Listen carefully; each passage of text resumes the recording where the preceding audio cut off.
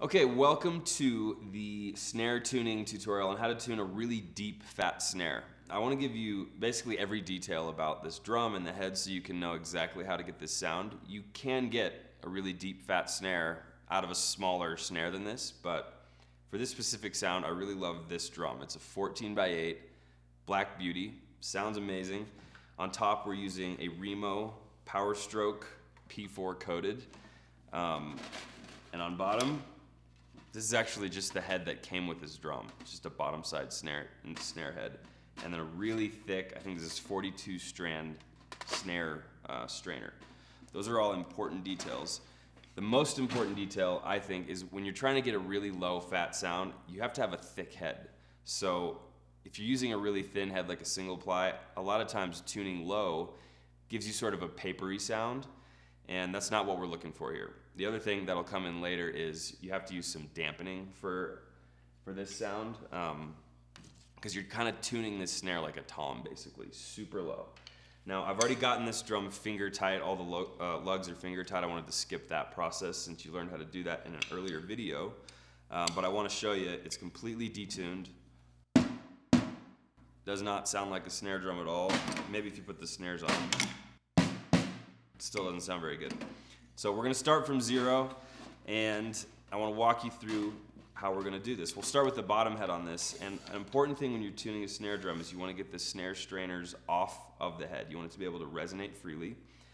And just so you know right up front, the frequencies we're gonna use for this, on the bottom lugs, we're gonna use 360 hertz, tuned very high on the bottom, like tabletop tight.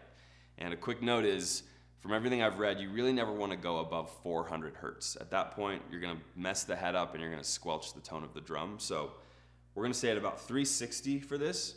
Go ahead and open your app if you're tuning along with me, and we can just listen to what it's at finger tight, 53 hertz. So we got a long ways to go.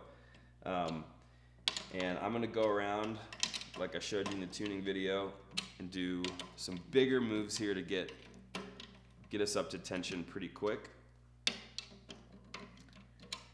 You can see, if you're looking in that overhead camera, the wrinkles are starting to come out. I'm not doing an exact star pattern, but I'm also not just cranking one side of the head. As you're going, you'll feel like you tension one rod, and then as you tune the head up, it's going to feel totally loose. It's because the rim is kind of pulling down on one side, and then maybe this side is getting loose. So you'll notice that as you're going along. Let's hear how this sounds. Okay, so we're definitely getting higher, and I'm just gonna check where we're at. And this is important to do as you're going along. Just see where you're at. This is part of what can help really train your ears. As you tension the head up and you hit the drum and see what the frequencies are doing, you're like, oh, okay, it's going up this high, or these two lugs really aren't even close. So let's see if we can get it to pick up here. 279, okay, so we've come up quite a bit. We still have a ways to go though. Let's listen to some of these ones over here. 298. 285, so we're kind of like in the upper 200s. We got about 100 or so hertz to go. And I'm gonna keep rocking these. If you notice with that one, like I turned it a few times because it's pretty loose. For some reason that one didn't get as much tension as the others.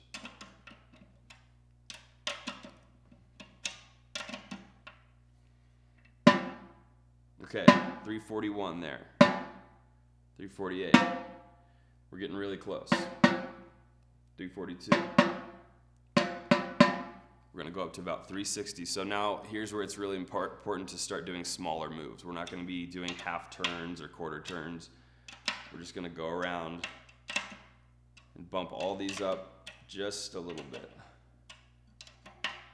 And let's see what happens there. 358. You can hear the difference between those two. There's some weird stuff going on because they're not even yet. 348.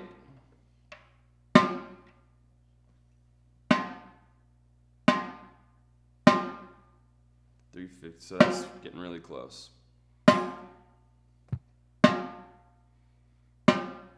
358, 360. And I've heard people say if you really get them within like 5 hertz, they're getting super close. So we don't have to get this exact. You can if you want to get super nerdy about it. But I'll show you. These aren't even all perfect, and it's still going to sound great.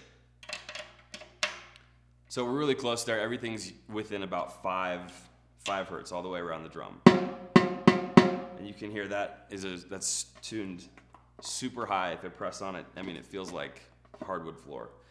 And we're basically done with that head at this point. You can go ahead and pull the stick out and let the snare wires rest on it. And we're gonna flip the drum over and let's just hit it to hear how it sounds with just the bottom head tightened up.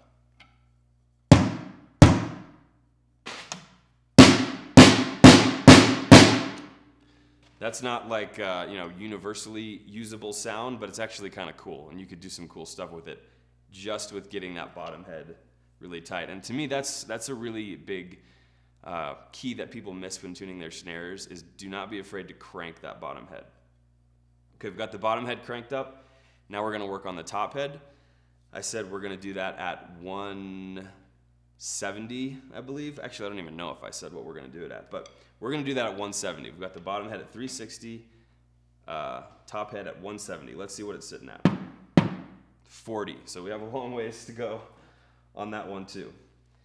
And this one's finger tight. We're gonna go ahead and do some big moves and get this thing up to tension.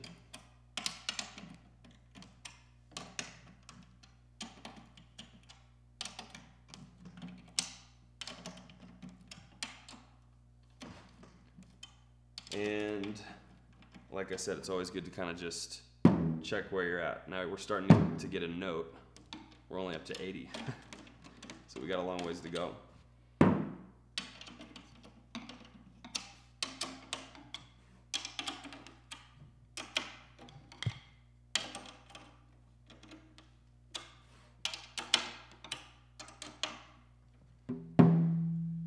Okay, 166. I think I just got lucky there because we're pretty much almost to the right note now.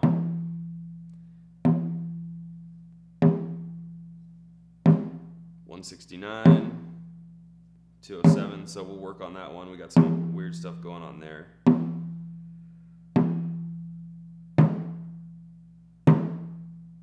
Yeah, really lucked out there because we're almost perfect all the way around, except for these two guys. So a couple tricks when you got a note that's ringing really weird like that.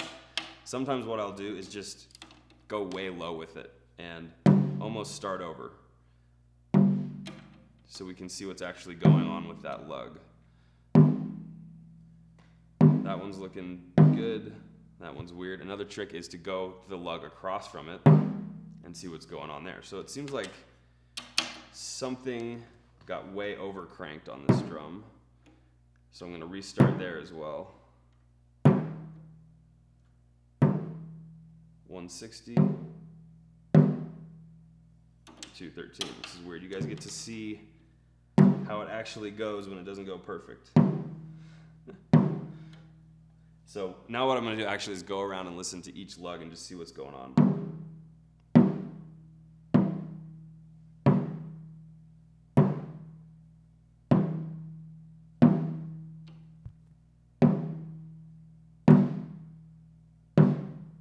So it looks like these three right here are having some kind of weird tuning triangle issue.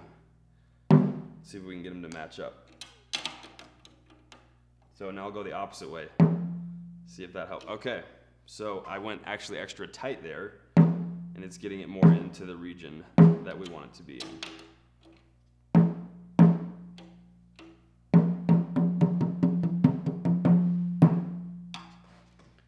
So we're getting really close here. We've got them all in the 170s, within 5 or 6 of 170. And to me, that's almost always going to be passable for our purposes here. So I want to go ahead and hit the drum here. You can hear we've got the bottom head up really tight. This one's pretty low. 170 is pretty low for a snare drum. I want you to hear how it sounds. It's nice and low. It's got a lot of thwack to it. It still has that weird kind of ring going on. And so that's where we're gonna bring in this, this Evans mute ring. I don't even know what it's called, but it's about 1 inch thick. I just put it on there to cut out some of that overtone. And let me pull the snare stand in here so you can actually hear it in the microphone really well.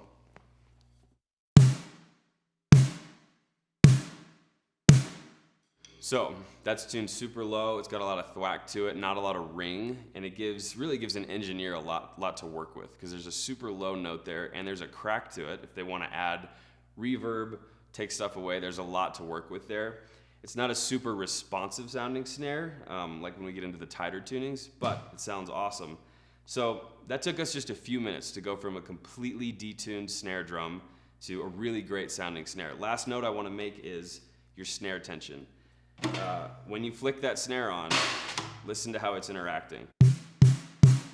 And don't be afraid to experiment. You want to find, this is the kind of thing, there's not really an exact way to determine this, but you have to find a sweet spot where the snare isn't choking the drum and it's not rattling too much. If you listen here, that's rattling a lot more, and then if we really crank it up tight, totally changes the sound of the drum. So what we're looking for, sort of that sweet spot, where it's rattling, but not too much. If you have any questions, make sure to comment below. I'd be happy to answer.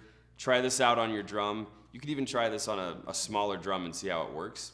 And enjoy playing your snare tuned really fat like this.